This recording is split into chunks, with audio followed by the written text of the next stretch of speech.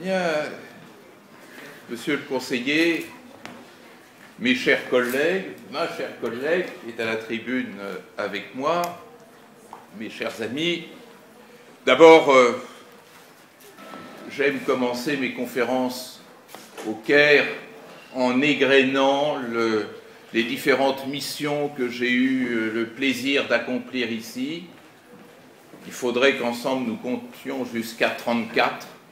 Dans une récente nuit d'insomnie, j'ai pu faire le compte et effectivement, je me rapproche de la 4e douzaine, ce qui me fait énormément plaisir à chaque fois. Je voudrais remercier la filière francophone, représentée ici par sa coordinatrice, Mona Hammer. Je voudrais remercier l'Université du Caire, remercier aussi le service de coopération et d'action culturelle, représenté par monsieur le conseiller, ici présent, et vous dire comment cette rencontre est pour moi importante sur le plan de l'amitié, sur le plan de la fidélité et aussi sur le plan du débat, parce que je suis extrêmement heureux et ému de trouver une Égypte en plein débat public, au moment où chez nous le débat public s'émousse. C'est bien que vous sachiez prendre le relais et que vous nous montriez l'exemple du courage intellectuel et du courage politique. Alors, comme l'a dit, avant qu'il ne parte, monsieur le chef de département, je dois ce soir vous parler de la diplomatie de connivence. Je me souviens, il y a une trentaine d'années, un jour, en ouvrant ce qu'il était convenu d'appeler le Poste, avoir entendu un journaliste chansonnier, Philippe Meyer pour ne pas le nommer, se gausser d'un terme nouveau qu'il trouvait hautement ridicule et qui était celui de gouvernance. Et Philippe Meyer, avec le talent de polémiste et d'humoriste qu'on lui connaît, d'expliquer qu'il était particulièrement cuistre et ridicule de fabriquer un nouveau mot alors que le mot de gouvernement... Oui, j'ai oublié de vous dire dans mon annonce tout à l'heure que vos téléphones portables doivent être à présent éteints, et ce jusqu'à l'arrivée à notre point de stationnement. Et donc Philippe Meyer de nous dire « mais c'est ridicule d'inventer un nouveau mot pour définir je ne sais quoi alors que le mot de gouvernement existe toujours ».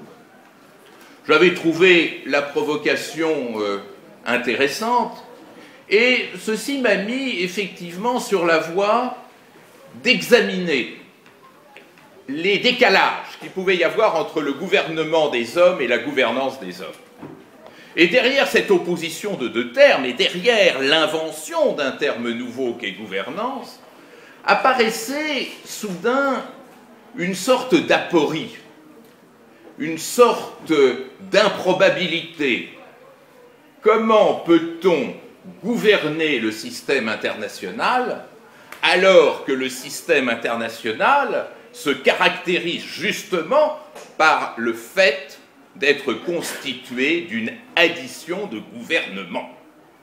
Et c'est bien ça le problème. Comment peut-on passer de la pluralité de gouvernements à l'unité de régulation du système international? C'est une question, on le verra tout à l'heure, qui a été posée finalement assez tôt dans la vie internationale. Mais c'est une question que les analystes, comme les acteurs, refusaient de mener jusqu'au terme même de sa logique.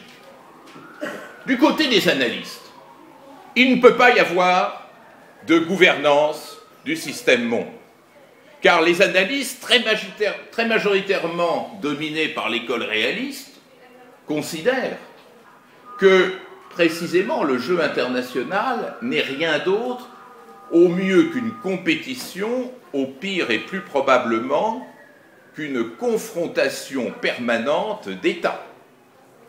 Donc, comment peut-on réfléchir au-delà de cette compétition sans travestir la notion même d'international? Quant aux acteurs, ils avaient bien en tête l'idée que leur légitimité, leur raison d'être, c'était la souveraineté de l'État, des États qu'ils gouvernaient, et que par conséquent, renoncer à cette souveraineté était perdre un avantage qui faisait leur identité. Et donc, cette idée de gouvernance a eu beaucoup de mal à s'imposer. Elle a connu un succès spectaculaire dans les années 70. Pourquoi les années 70? Nous sortons en Europe des 30 Glorieuses, nous commençons à faire connaissance avec la mondialisation et nous comprenons désormais que l'idée d'interdépendance est plus importante que l'idée de souveraineté. Que finalement, le sort de chacun des éléments constitutifs de système international était lié à tous les autres.